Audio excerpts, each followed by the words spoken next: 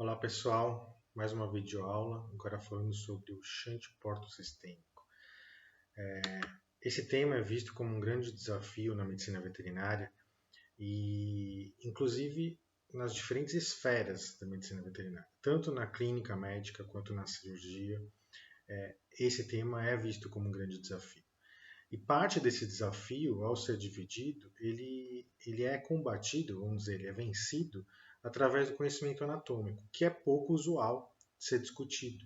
O próprio tutor do animal, né, o dono do cão ou do gato que tem o shunt porto-sistêmico, ele vem dentro da sua leiguice, né, vamos assim dizer, ele não entende o que está acontecendo, às vezes o animal é assintomático e de repente vem uma proposta de uma correção cirúrgica com valores grandes, exorbitantes para o tutor, e esse tutor não entende, mas por que eu vou ter que passar por isso? Né? Então também o tutor acaba sendo um beneficiado do entendimento anatômico do que está acontecendo.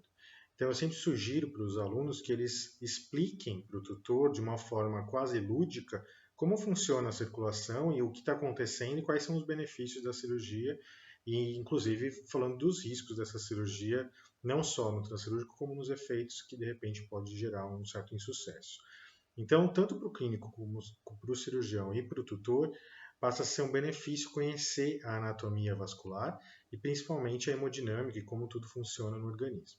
Então, esse é o meu objetivo com essa videoaula, tentar explicar para vocês como tudo isso funciona de uma forma didática, podendo servir inclusive de discurso entre os clínicos, entre o cirurgião e o clínico, entre a equipe médica e o tutor. Eu acho que isso tudo é importante, até porque o próprio diagnóstico, né, ultrassonografistas, pessoas que trabalham com radiologia intervencionista, ou mesmo tomografia e ressonância, acabam também participando das discussões sobre as anomalias vasculares. Então é interessante que todos tenham o mesmo conhecimento e a mesma visão sobre o sistema circulatório envolvido. Então vamos lá. Dentro do processo, eu sempre oriento que a primeira coisa a se fazer é estudar o próprio sistema vascular. Né? Então, se a gente entender a circulação padrão, e aqui essa imagem mostra isso no esquema, é interessante, aqui a gente vê o fígado, né, onde existe o desvio. Nessa condição normal, é importante que todos entendam como que acontece a circulação. Né? Então, de uma forma bem simplista, né, vamos pensar que o sangue saindo do ventrículo esquerdo entra na aorta, sai em direção ao tecido alvo, no caso aqui o intestino. Esse intestino é irrigado nas suas células, paredes e estratigrafia, e parte desse conteúdo que foi utilizado é retornado através de uma veia. Então, uma artéria, pensando em termos de oxigênio, ela leva o oxigênio, o conteúdo usado libera o gás carbônico, esse gás carbônico tem que ser oxigenado no pulmão. Até aí, esqueçam o fígado, passaria direto, veia cava caudal, átrio direito, ventrículo direito, artéria pulmonar, manda o sangue para os pulmões. O CO2 vai embora, o oxigênio entra, retorna através das veias pulmonares, átrio esquerdo, ventrículo esquerdo e segue o caminho novamente. Esse é o sistema circulatório padrão. Então, toda vez que a gente tiver que irrigar um tecido, a gente vai levar através de uma artéria. Esse tecido, esse órgão, usa esse conteúdo, libera gás carbônico e esse gás carbônico vai pelas vênulas, veia e vai até o coração direito, átrio direito e ventrículo direito, para seguir a circulação pulmonar. Então, isso é um padrão. Agora, vamos pensar no intestino de uma forma mais didática. Né? Se a gente for observar em todos os outros órgãos, por exemplo, o rim aqui, artéria, capilariza, veia e chega na circulação direita, que é a circulação do coração direito. Então, artéria, arteríola, capilar, vênula, veia, sobe pela veia cava, átrio direito e ventrículo direito. Até aí, ok. Cérebro, a mesma coisa. Cabeça, todos os tecidos e órgãos envolvidos, mesma coisa. Membros anteriores, mesma coisa. Aqui, membros inferiores ou membros pélvicos, a mesma coisa. Então, o que tem de diferente no próprio esquema aqui visual? No conteúdo digestório, como existe a entrada, através do meio externo, a entrada da nossa dieta, seja ela líquida, pastosa, sólida, não importa. Entrou na via digestória, segue esôfago, estômago, intestino delgado, intestino grosso, reto e ânus. Então sairia. Esse conteúdo, para entrar no nosso corpo, para ser absorvido, ele sofre todo um processo de quebras e diluições em ácidos, o próprio peristaltismo vai gerando uma quebra mecânica, já recebe conteúdo biliar para emulsificar gordura, conteúdo pancreático para dissolver proteínas. Tudo isso facilita o quê? A absorção capilar dentro das velocidades intestinais, e esses capilares são drenados, então uma veia está drenando. Se esse conteúdo fosse direto da veia para a veia cava, a gente teria um conteúdo bruto da nossa dieta, é como se estivesse injetando na veia um conteúdo alimentar, um conteúdo líquido da nossa dieta. Não faz sentido, qualquer leigo entenderia isso, que não é a mesma coisa pegar uma veia e injetar um suco, um leite, uma comida. Todos sabem que isso não funciona, mas o leigo não entende exatamente como que isso é resolvido pelo organismo. E nós temos que orientar que isso é resolvido através da metabolização hepática. Então, diferente de todos os outros órgãos, o sistema digestório, por ter essa função de quebrar a produto da nossa dieta e transformar ela num conteúdo metabolizável, não metabolizado, esse conteúdo tem que seguir antes de ir para a veia cava e, consequentemente, coração, seguir esse caminho, ele tem que passar pela metabolização hepática. Então, o fígado funciona como uma porta metabólica para o sistema cava e o sistema cardíaco direito. Então, esse sistema porta, esse sistema de veias, é uma veia, no caso aqui a veia cava, drenando outra veia, que é a veia porta. Então, não é uma veia drenando um conteúdo de metabolização arterial. Então, isso é fundamental ficar claro. Então, todo o conteúdo da dieta tem que passar antes pelo metabolizador, que é o fígado. Num exemplo mais claro ainda, que qualquer leigo entenderia, imagina um medicamento. Se a gente vamos supor que a gente, no nosso raciocínio, a gente decidiu entrar com um medicamento qualquer, anti-inflamatório, antibiótico, um anestésico, e isso na clínica é às vezes onde se percebe a variação, se percebe o change. Então imagine que a gente está lá e administrou por via oral um medicamento X. Vamos por um anti-inflamatório. Esse anti-inflamatório ele vai seguir por onde? Eu vou até deixar, vou fazer com uma marcação. Então imagine aqui, o anti-inflamatório que a gente está oferecendo ao paciente porque ele está com uma enterite, ele está com uma inflamação no intestino. O anti-inflamatório vai entrar pela via oral, chega no esôfago, estômago, chegou no próprio intestino. Então aqui é onde está a minha pontinha vermelha. Entrou no intestino. Esse anti-inflamatório não vai atuar no intestino. Ele vai ter que primeiro ser metabolizado. Então ele vai ser drenado pela veia porta, no caso a veia referente ao órgão de absorção, ou seja, vamos supor que fosse o intestino delgado, seria a mesentérica cranial. Ele sobe pela veia porta, entra no fígado, é metabolizado aqui e, estando pronto, ele segue pela veia cava, depois de metabolizado, entra no átrio direito, ventrículo direito, passa pela circulação pulmonar sem fazer nenhuma função, chega no átrio esquerdo através da veia pulmonar, ventrículo esquerdo, arco aórtico, e aí o ventrículo esquerdo manda o sangue através das artérias, no caso aqui a artéria intestinal, seria a mesentérica também, e aí sim atua aqui no intestino. Então, curiosamente, ele é captado por um órgão, mas para atingir o órgão ele também tem que passar pelo fígado. Então, isso é fundamental entender. Se existir uma variação, e aí vem o shunt, o que aconteceria? Esse conteúdo qualquer drenado pelo sistema digestório, seja da dieta, seja medicamento, seja antibiótico, o que for, ele seguiria pela veia porta e ao chegar aqui, ao invés de entrar no fígado, ele pularia direto para a veia cava. Então, o que acontece com esse conteúdo? Ele vai chegar, ele vai começar a atingir todo o sistema circulatório através da aorta. Então, ele vai, por exemplo, ele vai aqui para o cérebro. Então chega o sangue arterial aqui no cérebro, ele está com oxigênio, porém ele está com conteúdo tóxico dos metabólitos da dieta, que não foram metabolizados. Então, pode ser um medicamento, pode ser um anestésico, pode ser um alimento, pode ser uma vitamina, pode ser um conteúdo líquido, não importa. Ele não passou pelo fígado e atingiu órgãos vitais. Vamos, outro fluxo, ele segue também para o próprio intestino, ele segue também para o rim, ele segue também para os órgãos ou para os membros pélvicos, medula, ele vai atingindo todos os tecidos e órgãos sem estar pronto para isso.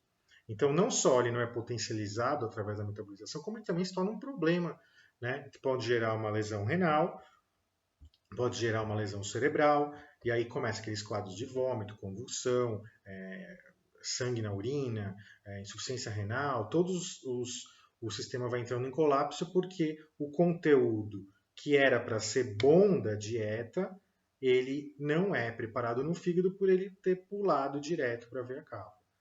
Então, esse é o efeito e isso é o shunt, esse é o desvio.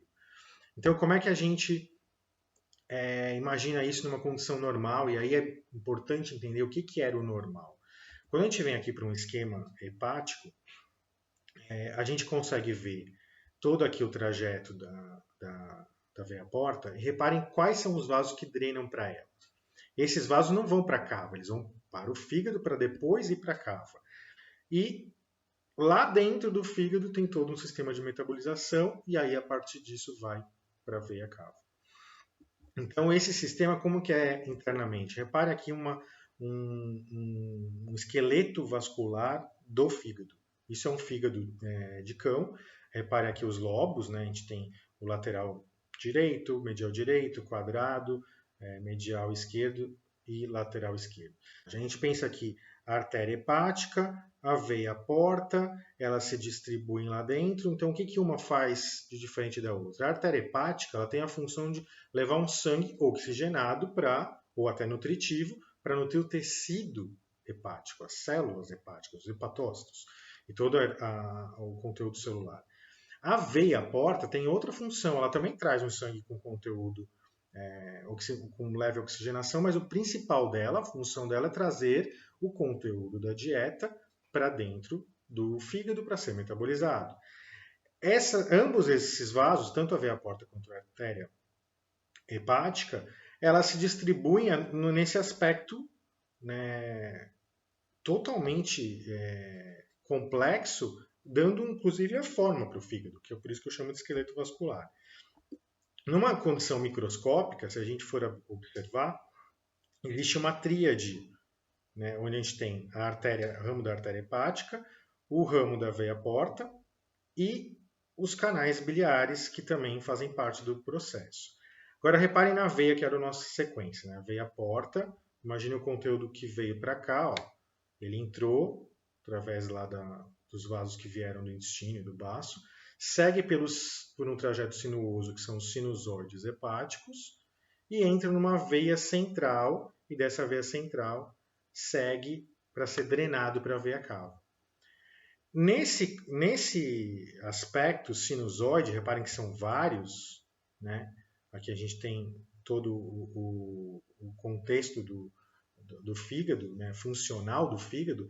Nesse aspecto, imagine que esses vasos, se eles não tiverem uma pressão alta, porque tem pouco sangue entrando aqui, porque tem um desvio, então pouco sangue vem por aqui, consequentemente esses vasos centrais acabam colabando, eles acabam reduzindo o seu diâmetro ou a sua extensão e vai gerar todo esse drama do shunt.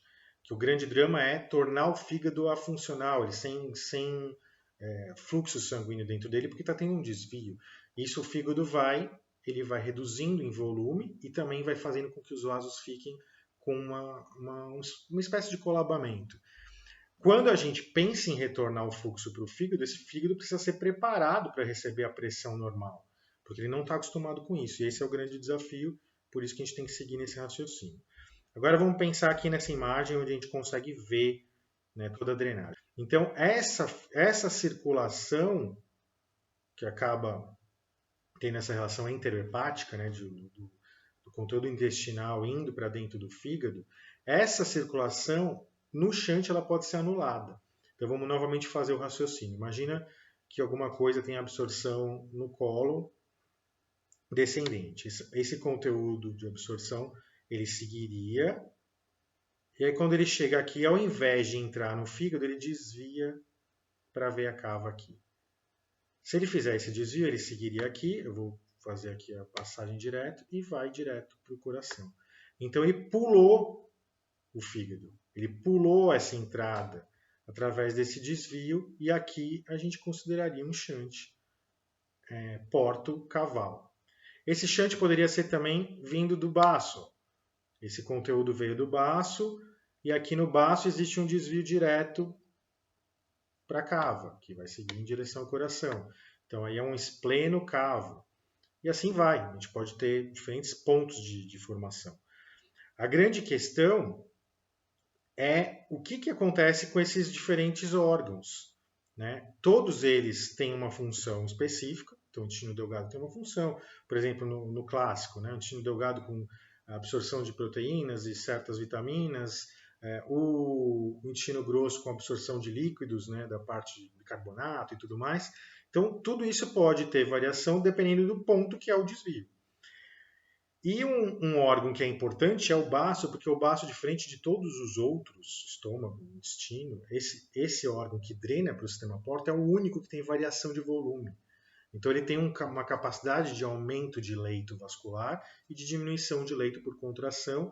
Então nesse aumento ou não do baço, a esplenomegalia, mesmo que não seja megalia, mas que seja um aumento natural, gera uma espécie de bomba de pressão para o sistema, que seria o natural para abrir o sistema hepático em direção à cava, e quando tem um desvio, é o próprio baço no seu aumento que vai gerar as variações de fluxo e de pressão no shunt, no próprio shunt.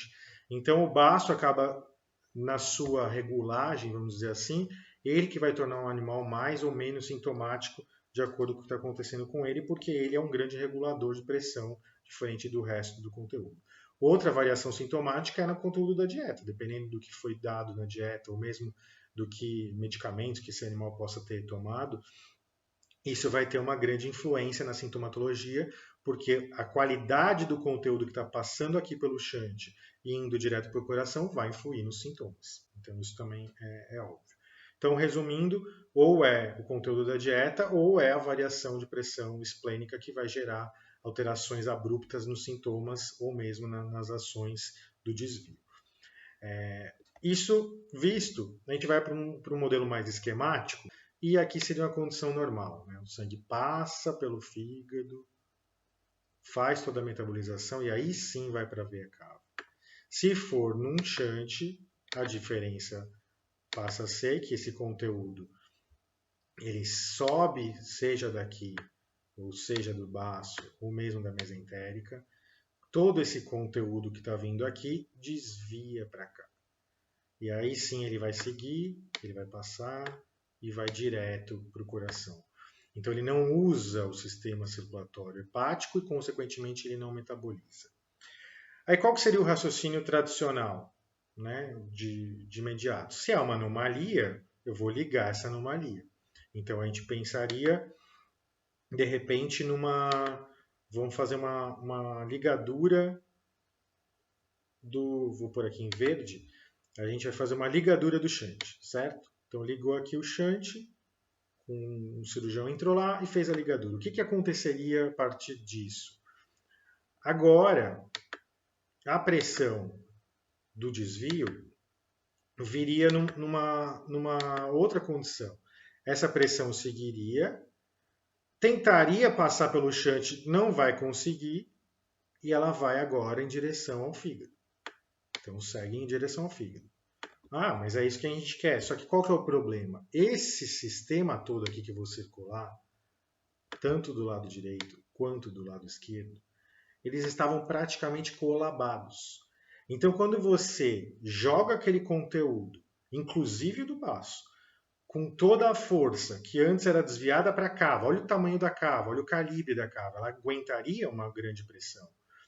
Olha o calibre dos sinusoides hepáticos que a gente tinha visto, ou mesmo daqui das veias hepáticas direita e esquerda. É um calibre muito inferior à veia cava. Então, esse conteúdo que nunca eu diria, foi pouco usado durante a vida desse paciente, ou até não usado, colabado, de repente recebe do dia para a noite, ou no caso de uma ligadura para o pós-cirúrgico, recebe o conteúdo, o que vai acontecer? Você vai gerar uma hipertensão portal. Então, esses sinusoides podem entrar num processo de colapso e o animal não tem mais o desvio para poder suprir o coração e não consegue passar por aqui. Então, há uma trava no sistema de drenagem da via digestória e esplênica que pode gerar um óbito quase que imediato ou mesmo tardio ou toda uma sequela pela insuficiência hepática, aí no caso por forçar demais o leito dos capilares sinusoides e mesmo das próprias veias hepáticas. Então, qual que é o objetivo de todo o processo cirúrgico? Vamos novamente desenhar o shunt aqui. Ele tem um certo calibre. Então, o objetivo é tentar fazer uma redução do fluxo, mas não cessar o fluxo. Então, o conteúdo ele vai vir por aqui, como ele já vinha. Ao passar por aqui, ele encontra uma certa resistência que é criada através do anel ameroide. Essa resistência é mínima, então ele passa o conteúdo para cá, como já era, mas ele também passa para cá porque começa a ter uma competição de resistência entre os dois modelos, entre a passagem pelo anel ou a passagem pelos capilares ou pelos sinusoides hepáticos.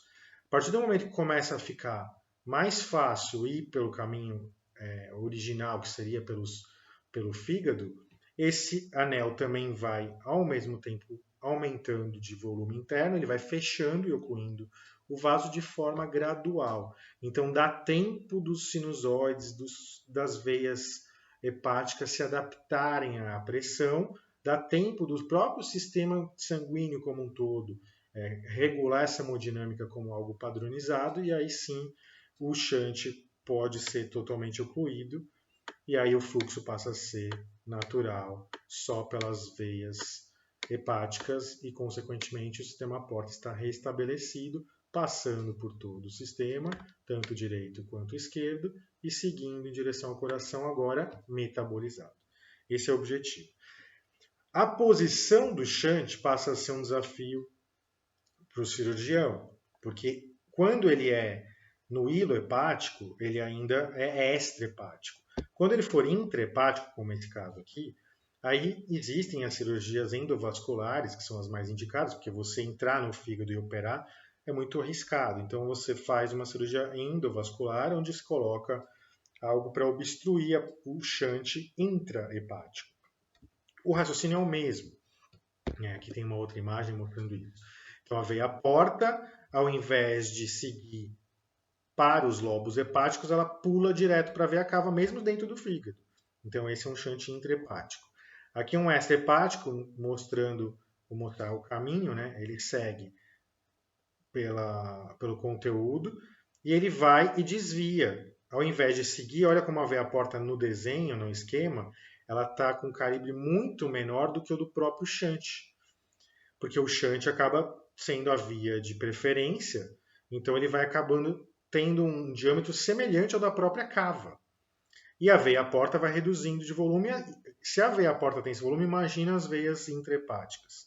Muito pouco volume. Então, de repente, todo esse conteúdo vascular, que tem uma velocidade, um fluxo, uma pressão X, jogar toda essa pressão para um vaso desse calibre, que depois vai se dividir em microvasos aqui, você estaria matando o paciente. Então a gente tem que fazer um bloqueio gradual desse conteúdo, então faz o bloqueio aqui, e aí ao tentar passar ele vai encontrando resistência e começa a dilatar e preferir passar por aqui.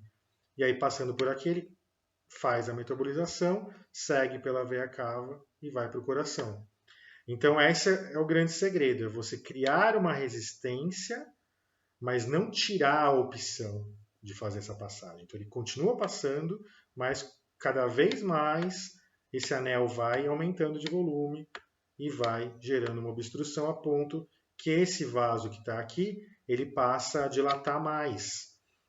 Então ele ficaria com um aspecto, vou fazer aqui semelhante, ó, ele vai dilatando até ficar com um volume semelhante ao volume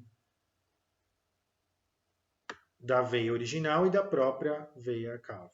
Então, num paralelismo, ele tem um diâmetro um pouco menor que a veia cava, mas não tão menor como era na fase do shunt. O anel, só para ficar claro, então reparem aqui na porção ameroide dele, né? Ele tem um anel metálico. Ele precisa ter uma trava de abertura para o cirurgião poder encaixar o vaso aqui dentro. Então, essa travinha, esse pino, sai, né? Ele é cilíndrico e é encaixado. Tem diferentes tamanhos do anel, né? De acordo, então, através do ultrassom ou mesmo de um outro exame de imagem, você mensura o tamanho do shunt para poder calcular o tamanho do anel. E aí esse anel é encaixado através dessa fenda que existe aqui, ele fica no formato em C. Você encaixa o vaso aqui, depois trava com a pinça e fica fechado. Esse conteúdo interno, ele vai dilatando, é semelhante a você pegar um miolo de pão e colocar na água. Ele vai aumentando de volume gradualmente. Então esse gradual, que dependendo da marca ou do modelo do anel, existe toda uma especificação, mas de 3 a 6 meses, tem alguns que até, dependendo do líquido livre, pode aumentar e obstruir mais cedo. Mas a questão é, isso aqui não vai fechar assim que acabar a cirurgia, ele vai aumentando de volume, então ele vai aumentando aqui, depois ele aumenta mais um pouco, até chegar a um ponto que ele obstrui o vaso interno. Então esse é o objetivo do anel ameroide, é você tirar como opção a ligadura direta, por fio ou por qualquer outro implante cirúrgico, e você tem gente que usa celofane, tudo para poder gerar uma aderência, que também é gradual, mas hoje o padrão ouro é o anel, não se discute mais outras opções. Aqui uma imagem, né, o fio sendo usado como um guia para o vaso anômalo, e o anel sendo colocado na posição. Então reparem que ele fica bem justinho. E a grande dificuldade é que todo esse tecido, por exemplo, que a gente está vendo aqui, é um tecido do sistema nervoso autônomo. A gente está junto do plexo celíaco mesentérico. Então, qualquer contato ali, você gera uma interferência no sistema nervoso autônomo, podendo gerar alterações, inclusive cardíacas ou mesmo renais, no transcirúrgico. Então, é um ponto crítico a colocação do shunt. Primeiro, a identificação, que a gente acaba sempre identificando pelo aspecto, pelo fato dele estar indo ou não para a cava. Se estiver indo para a cava, não há dúvida de que é um shunt. Não tem nenhum vaso indo para a cava, sem ser os vasos renais e adrenais. Então, você olhando um vaso que vem da veia porta ou qualquer tributária dela e vai depois para a veia cava, é o shunt. Mas é obviamente muito difícil expor tudo isso. Então, reparem que tem um afastador, existe alguém segurando. Então, aqui está a veia porta, recebendo aqui a esplênica, todo o conteúdo. E antes de penetrar no fígado, ela faz um desvio ali por trás e vai para a veia cava que estaria aqui embaixo. Então, é colocado o anel, esse anel puxa o fio, deixa o anel lá e ele fica fechadinho nesse aspecto e estaria resolvido a questão do shunt. Então, dentro desse processo todo, reparem que a grande dica é você primeiro comparar o que é o normal com o que é a variação, dar ênfase para o que está acontecendo dentro do fígado. Quando tem o shunt, esse fígado está colabado. Quando não tem o shunt, se for de forma abrupta, esse colabamento não se desfaz e acaba gerando uma hipertensão portal. Se for de forma gradual, dá tempo dele dilatar e receber o conteúdo e passar a ser um metabolizador e o animal está livre de qualquer sequela. Esse é o processo esse é o raciocínio aplicado. Existem algumas coisas que podem acontecer durante a cirurgia, ou mesmo no transcirúrgico, que podem gerar certos dramas no processo. Eu vou tentar mostrar aqui na imagem que, para mim, um dos grandes fatores de variação é justamente a posição ou a presença do baço dentro do contexto. Como eu falei, vamos supor que você tinha aqui um shunt como está sendo desenhado aqui. Se eu sigo do conteúdo da dieta, vamos supor do intestino, estou seguindo, e entrei no fígado, e o fígado ainda está com resistência, porque ele acabou de ser liberado, esse fluxo. Então ele encontra uma resistência, ele começa a retornar. Aí ele vem para o shunt. O shunt tem um anel aqui, aí ele não consegue passar tão bem pelo anel e nem tão bem pelo fígado. Aonde ele vai acumular? Nos próprios órgãos poderia ser? Poderia, mas ele prefere ir para um lugar que é dilatável. Então esse conteúdo sanguíneo vai gerar uma vasodilatação esplênica, um retorno e uma esplenomegalia. Então a resistência do próprio anel, junto da resistência de adaptação das veias hepáticas e dos próprios sinusoides, vai gerar uma tendência a seguir em direção ao baço. Então, isso pode gerar uma dilatação do sistema nova, que nos exames pós-cirúrgicos pode confundir o raciocínio. Porque aí você vai falar, poxa, mas aumentou a veia esplênica, então será que o shunt está mantido, não está passando para o fígado? Continua tendo o conteúdo vascular indo para a cava. Então será que está pulando o anel? Não, o anel está lá, passa por ele, então o anel não está totalmente fechado e às vezes demora mais para fechar porque encontra fluxo vindo de retorno. Porque agora esse baço aumentado, lembrando que ele tem um conteúdo arterial que está chegando nele, então ele tem potencial de formar sangue. Quando vem para cá, numa constrição esplênica, ele força todo o sistema, ele força o anel, ele força os sinusoides, e por um lado é bom, porque ele vai forçando os sinusoides, deixando ele, tentando abrir realmente eles, e por outro lado ele vai dilatando ou forçando o próprio anel. Então ele pode retardar o fechamento do shunt. Isso não significa que a cirurgia não funcionou, ela pode ter funcionado e estar ainda em evolução. Isso é muito importante entender essas opções aqui. Então eu vou fazer inclusive de novo para não ter nenhuma dúvida. Imagina o conteúdo vindo de qualquer uma das partes. Eu vou fazer em todas as sequências. Intestino delgado, intestino grosso, estômago e o próprio baço. Esse conteúdo agora vai para o fígado, mas ainda encontra certa resistência. Ele vai tentar passar pelo shunt que estaria aqui e imagina que o anel desenhado aqui. Ao tentar passar, ele força o anel e ele começa a retornar, porque tem resistência hepática e resistência do anel. Ele retorna e dilata a veia esplênica. O baço aumentado faz com que esse sangue retorne com força, porque agora ele está com uma esplenomegalia, força o anel dificultando o fechamento dele e forço o fígado, e aí no caso, ajudando o fígado a dilatar. Então esse é o ciclo. É algo até desejável que o baço faça isso. Mas tudo varia, né, de acordo com o que está acontecendo na condição esplênica. Então todos os outros órgãos, desde o mesmo pâncreas envolvido, não tem poder de encher e esvaziar e gerar pressão. Isso vale para cirurgias hepáticas, né? Imagina que a gente tira aqui, eu vou até citar esse exemplo, vamos supor que eu tire tudo isso aqui numa cirurgia, uma hepatectomia de um lobo hepático. Então eu vou tirar todo esse leito vascular. Esse leito vascular, o sangue, por não conseguir vir para cá, ele vem em direção ao baço. Se o baço estiver aumentado, o baço devolve com força e vem só para o lado que sobrou. Hipertensão portal ou hipertensão.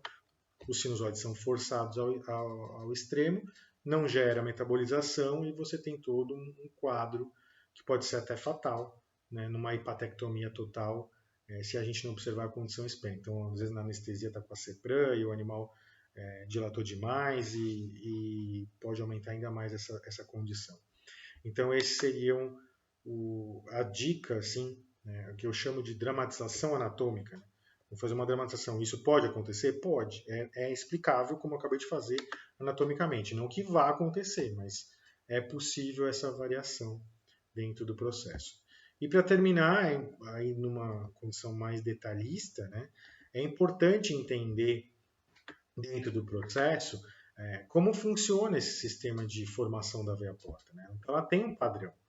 Então, as mesentéricas, cranial e caudal, a gástrica e a esplênica, e a própria ileocólica, e a pancreática duodenal são vasos que, como o nome diz, drenam conteúdos nominais e que são estudáveis. Então, o bom clínico ou fisiologista vai entender que determinada dieta, determinado medicamento vai ter uma via de absorção, alguns gástrica, outros vão ter uma influência principalmente no intestino, no caso o intestino delgado vai ter uma variação, o intestino grosso outra, as enzimas pancreáticas, mesmo o pâncreas endócrino vai ter uma outra liberação, e tudo isso dependendo da posição do shunt, se ele for antes do próprio hilo, ele pode ter uma influência só no intestino delgado, só no conteúdo que vem do intestino grosso, só no conteúdo pancreático, e isso tudo vai mudando. Se a gente cruzar com a sintomatologia, a gente pode definir aonde que está pegando o processo fisiológico, onde está se tornando sintomático o problema.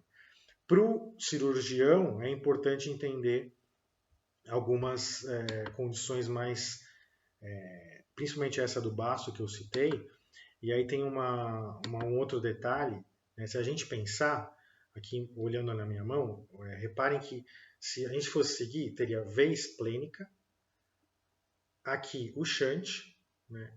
E aqui a veia porta. Então a veia esplênica, ela naturalmente drenaria para a veia porta indo para o fígado. Certo? Estou fazendo aqui a arminha aqui. Agora imagine se nesse caminho ela encontra um desvio. Ela vai tender a passar para cá. Quando você põe o anel aqui, né, então eu pus o anel ameroide aqui, no shunt, o que vai acontecer? O fluxo esplênico, o primeiro a encontrar, ele não é o fígado, ele encontraria esse volume aqui. Então ele vem e vai forçar aqui o anel. E aí ele vai começar a retornar direto para ele e vai aumentar aqui o volume esplênico, em vez de aumentar a pressão hepática que estaria aqui. Então, essa tríade é importante entender. Né? Então, o fato de ter quase esse eixo em T aqui, né? Então, shunt, esplênica e porta. Esse T, por estar angulado, vai gerar uma influência de baço com relação ao shunt e de shunt, no caso ligado através do anel, com relação ao baço. E a veia esplênica passa a ser um parâmetro. Se essa veia esplênica está aumentada de forma gradual durante o processo pós-cirúrgico, isso pode ser um sinal de que o shunt está fechando, né, através do anel. E o importante é saber o que está acontecendo intrahepático. Se os vasos hepáticos estão começando a dilatar e a veia porta está reduzindo, né, isso significa que está equilibrando e aí a gente consegue fazer todo um estudo hemodinâmico. Então esse é o processo. Espero que essa videoaula ajude em algum grau o entendimento. A estratégia cirúrgica é realmente fruto de dissecação, de entender exatamente como expor, e isso é assunto para outro vídeo. Hoje, nesse vídeo, o objetivo era que vocês entendessem primeiro como funciona o sistema, porta, entendessem o que é o shunt, para onde ele pode ir, e quais são as variáveis envolvidas no processo de colocação do anel, o que ele vai gerando no sistema. E também uma dica de forma global de como abordar isso para um proprietário, né, para um tutor. Falando como, por exemplo, do anti-inflamatório, que aquilo tem uma passagem, então ele vai entendendo, né, até porque ele, como humano, tem o mesmo sistema, então talvez ele vá entendendo o processo. Eu até sugiro colocar imagens do sistema esquemático, como aquela em azul, para vocês, de repente, irem orientando o que está acontecendo de forma prática e falar que todo o efeito final é uma expectativa, não é uma regra, não é uma garantia. O que se espera é que você comece a gerar uma resistência no vaso anômalo para que o conteúdo de drenagem da via digestória e esplênica comece a passar mais pelo fígado do que pelo vaso anômalo. Quanto mais pelo fígado passar, maior a garantia de que o conteúdo que está chegando no coração pela veia cava é um conteúdo metabolizado e, consequentemente, protegido, até filtrado, no caso de algumas funções hepáticas. Ok? Espero ter ajudado. Até a próxima.